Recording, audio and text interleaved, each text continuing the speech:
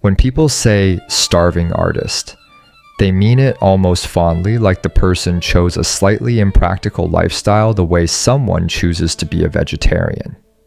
That framing is doing a lot of quiet work to make an entire set of real costs sound optional and charming instead of what they are. And honestly, even when people do get more serious about the topic, they usually stop at money. Materials, rent, the gallery cut. Money is real and worth naming. But it's not actually the biggest bill most practicing artists are paying.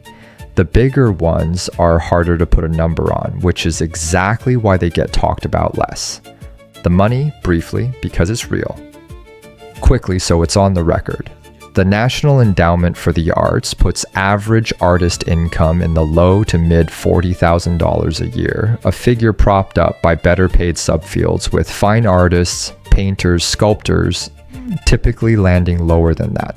More than half of fine artists are self-employed, which means no employer health insurance, no retirement match, no paid leave. Materials aren't a rounding error either. Professional grade paint and canvas, bronze casting, archival paper, framing, all of it adds up across a body of work, most of which won't sell. Gallery representation, when it happens, usually comes with a standard 50-50 commission split. A $4,000 sale nets the artist $2,000 before taxes or materials. That's the financial layer, and it's genuinely hard. But if you only measure the cost in dollars, you miss almost everything that makes this work actually expensive. The cost of time, that doesn't show up on a timesheet. A studio practice eats time in a way most jobs don't because the time isn't linear. There's the hours actually making the work, sure, but there's also the much larger invisible chunk, staring at a piece that isn't working, starting over, sitting with an idea for weeks before it's ready to become anything, reading and looking and absorbing influences that may or may not ever surface directly in the work.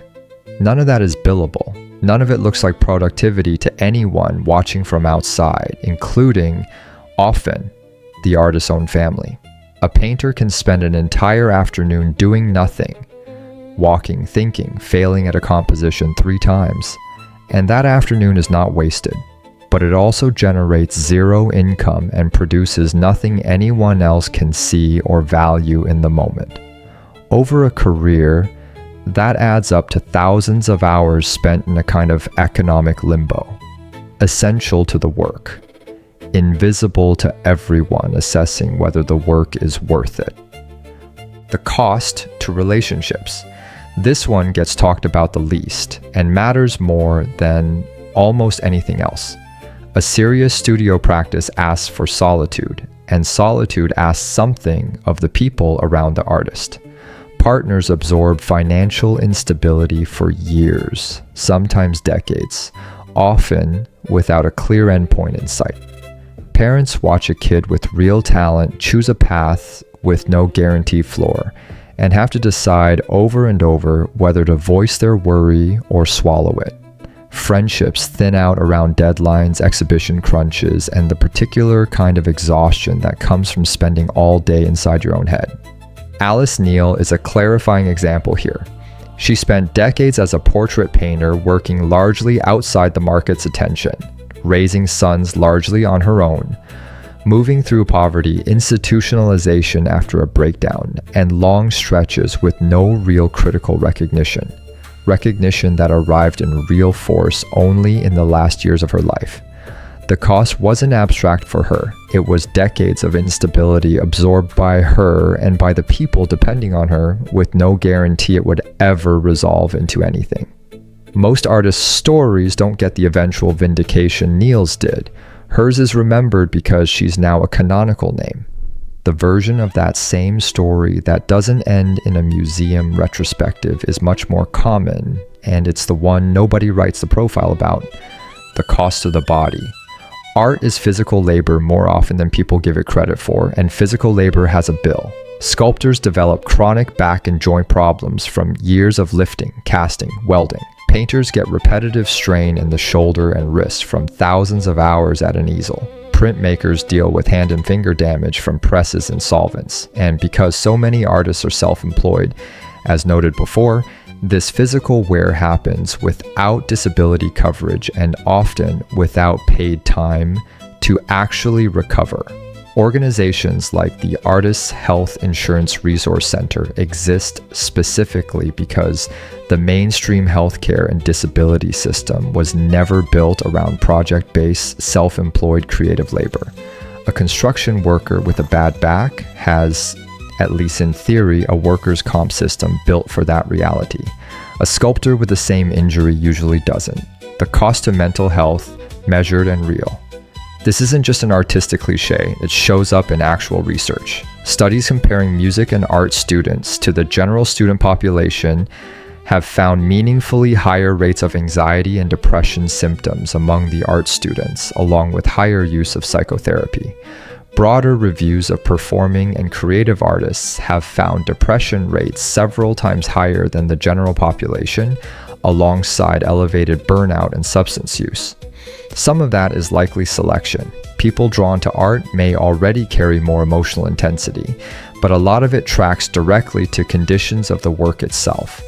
Chronic financial precarity, an identity that's inseparable from a body of work that gets publicly judged and frequently rejected, and a career structure with almost no reliable external validation built in.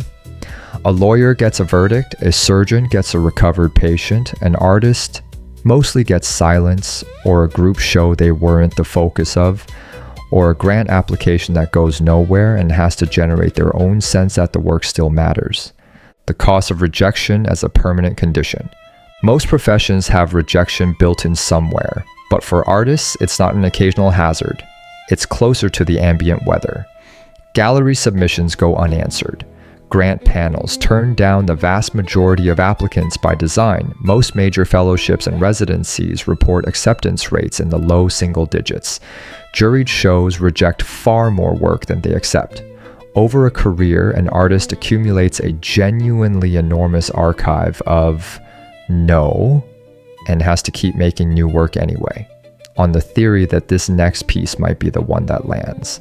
That requires a specific, renewable kind of resilience that isn't really taught anywhere and doesn't get easier just because you've survived it before. Louise Bourgeois made work for over 3 decades, through her 30s, 40s, 50s, with only modest recognition before a retrospective at MoMA. In her 70s, finally gave her the major critical attention her work had long deserved. That's not an inspirational footnote. That's 30 plus years of continuing to make sculpture without the reassurance most people need to keep doing anything. The cost to identity itself. Here's the cost that's hardest to name because it doesn't look like a cost from outside. When the work is bad, or ignored, or rejected, it doesn't feel like a professional setback the way a bad quarterly report might for someone in another field. It feels personal because for most serious artists, it is personal. The work is not separate from the self in the way a spreadsheet is separate from an accountant. That fusion is often exactly what makes the work good. It's also what makes every rejection cut closer to the center than no thanks ordinarily should. Sustaining a creative identity across years of inconsistent income and inconsistent recognition means constantly redeciding that the identity is worth the instability, a decision most people in stable careers never have to consciously make even once, let alone every few months for decades. What this actually adds up to. None of this is an argument that artists are victims, and most working artists would reject that framing outright. They tell you they chose this and mean it. But starving artist as a phrase does something quietly dishonest. It compresses a whole stack of distinct, serious costs. Money, yes, but also time nobody sees. Relationships strained over years. Bodies wearing down without a safety net. Measurable mental health toll. A permanent condition of rejection. And an identity staked on something the market may never validate. Into one cute, digestible cliche. The actual cost of being a practicing artist is paid on every one of those fronts simultaneously for years, often for a lifetime, by people who keep doing it anyway, because the alternative, not making the work, turned out to be a cost they were even less willing to pay.